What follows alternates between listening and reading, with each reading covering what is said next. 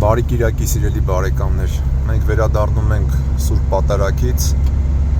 ու մեծ ցավով մտորում եմ մեր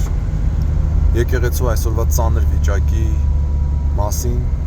Մարդիկ էլ հաճախ հարցնում են, թե ինչ անենք, ինչպես կողնորոշվենք։ Եվ ուզում եմ ձեր հետ կիսել մի քանի մտքեր։ Սիրելի ժողովուրդ, մենք հոգևոր պատերազմի մեջ ենք, մենք ականատես ենք լինում պառակտման ծանր մեղքին, եւ սա շատ ահավոր իսկապես ծանր մեղք է։ Ինչ անել այս վիճակում։ Ինչպես ասի, մենք հոգևոր պատերազմի մեջ ենք ու իմացեք, որ աշխարհի կռվից ավելի սաստիկ է հոգևոր մարտը։ Ես մի հատ էլ կրկնեմ այս նախադասությունը, այտենց բան կա, եթե դուք լսում եք այս զայնագրությունը, միգուցե դուք այտենց հոգևոր կյանքի մեջ չեք, Աստվածաշունչը չեք կարդում, չեք ճանաչում Աստծո գործերը, այտենց բան կա, կոչվում է հոգևոր պատերազմ։ Եվ աշխարհիկ կռվից ավելի սաստիկ է այդ պատերազմը, որ տանում է պառակմանը տանում է հերձվածեղության, ու մենք դրա ականատեսն ենք այսօր։ Ինչ անել այս վիճակի մեջ։ Լեռան քարոզի մեջ Մատթեոսի ավետարանում, երբ որ Տեր Հիսուսը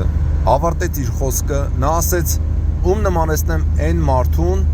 ով որ լսում է իմ խոսքերը եւ պահում է իմ խոսքերը»։ Ասում է, նա նման է մի մարդու, ով իր տունը կառուցում է ժայռի վրա։ Իսկ այն մարդը, որ լսում է իմ խոսքը եւ չի պահում կամ չի լսում իմ խոսքը ու ամեն դեպքում չի պահում, այդ մարդը նման է այն մարդուն, ով որ իր տունը, իր կյանքը կառուցում է ավազի վրա։ Սիրելի ժողովուրդ, եթե դուք ուզում եք այս մարտի մեջ հաղթեք,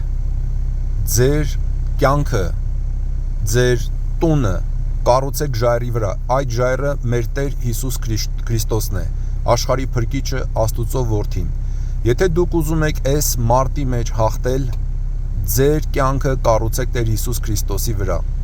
Պինդ բռնեք իր պատվիրաններից, լավ սովորեք, եւ այս մարտը երկար մարտ է, հոգևոր մարտը։ Պետք է տոկուն լինել եւ դիմակայել։ Ինչպես ենք դիմակայում։ Դիմակայում ենք Տեր Հիսուս Քրիստոսից պինդ բռնելով եւ երկար աղոթքով, համբերատար երկար աղոթքով։ Երբ որ Տեր Հիսուս Քրիստոսը Պետրոս առաքյալին ասեց, որ քեզ կտամ երկնքի արքայության բանալիները, նա այդ ժամանակ նաեւ ասեց, որ դժոխքի դարպասները չեն կարող հաղթել եկեղեցուն։ Իմացեք, սիրելի ժողովուրդ, ոչ մի չարություն, ոչ մի պառակտում, ոչ մի հերձվածողություն չեն կարող հաղթել Քրիստոսի եկեղեցուն։ Հարցն այն է, թե դուք որտեղ կլինեք, դուք կլինեք Քրիստոսի եկեղեցու մեջ, թե կլինեք Քրիստոսի եկեղեցուց դուրս։ Շատ ծանր ժամանակներ են։ Արցախի կորուստը պարզվեց, որ ամենածանրը չէր, ավելի ենք անկում ապրում, որովհետև մեղքի մեջ ենք ապրում, չենք հրաժարվում մեղքից, չենք անում այն, ինչ որ պետք է անել։ Խնդրում եմ ձեզ եղբայրաբար, եթե լսում եք, եթե մի քիչ խաթր կա այս խոսքի մեջ, դարձեք առ Աստված, եւ Տերը կդառնա դեպի ձեզ, ինչպես որ Աստված ասում է Մարգարեի բերանով։ Այս պառակտման մեղքը հերձվածողության է տանում, եւ մենք ականատեսն ենք լինում դրա, եւ սրա դեմ դիմակայելու ձևը երկար տոկուն աղոթքի մեջ մնալն է եւ մեր կյանքը, մեր առօրյան Տեր Հիսուս Քրիստոսի ժայռի վրա կառուցելն է։ Ամեն օր կարդացեք Աստվածաշունչը, 4 ավետարանները,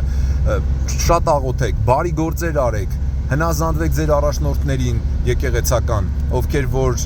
մեզ տալիս են Աստուծո խոսքը։ Եվ այսպես տոկունությամբ դիմակայելով, երկար աղոթով մենք կհաղթահարենք այս ծանր իրավիճակը։ Շատերը այսօր ովքեր չունեն հոգևոր տեսողություն, մտածողություն, կարծում են, որ սա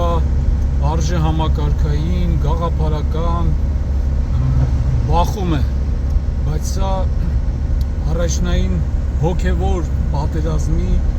հետևանք է։ Ամեն ինչի առաջնայինը հոգևորն է։ Եթե մենք չտեսնենք սրա հոգևոր արմատները, մենք չենք կարող ճիշտ դիրքավորվել այս հոգևոր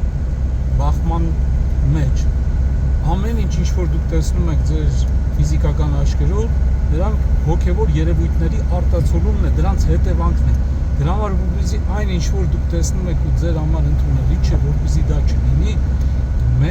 դուք պետքա հոգևոր իմաստով փոփոխության ենթարկվեք, բայց դրա համար պետք է հոգևոր ախտորոշում դնել երևույթների։ Այն ինչ որ կատարվում է, պետք է տեսնել դրանց հոգևոր արմատները, Սա մեր ինչ որ կատարում է մեր մեղքի հետևանքն է։ Ամեն մեկը քաղում է իր մեղքի պտուղները։ Այո։ Եվ դա ենք մենք տեսնում։ Հիմա որպեսզի իրավիճակը փոխվի, հոգևոր մարդուն պետք է հոգևոր զենք դիմակայես։ Դա համար պետք է մենք վերցնենք այն զենքերը, ինչ որ ավետարանն է մեզ սովորեցնում, ինչ որ Պողոս Առաքյալն է ասում։ Վերցնենք հավատի վահանը, ավետարանի կոչիկները, հոգուսուսերը, որն է Աստծո խոսքը, որով դու կարող ես խոցել թշնամուն, իսկ թշնամին մեր սատանան է։ Սատանան է, որը մարդկանց մոլորեցնում է, խաբում է, ուզում է վրեժ լուծել մեր ազգից, որ 1700 տարի առաջ Քրիստոսով մենք կործանեցինք սատանայի ու դևերի իշխանությունը, քանդեցինք նրանց մեյանները եւ հիմա մեր ազգից ուզում է վրեժ լուծել սատանան։ Դրա համար զգեստավորվեք Աստծո սպառազինությամբ, հարատև աղոթքով, Քրիստոսի իմաստությամբ, Քրիստոսի խիզախությամբ, որը տալիս է նա բոլոր իրեն հավատացողներից։ Չի կարող սատանան եւ մեղքը ավելի զորավոր լինեն, քան Աստծո շնորհը, որը գործում է մեր մեջ։ Եվ այդ շնորհով մենք կարող ենք դիմակայել մեր կյանքում ներկա բոլոր փորձություններին։ Ամեն։ Տա Աստված, որ այդպես լինի, բոլորով եղբայրներ եւ քույրեր հավատավոր,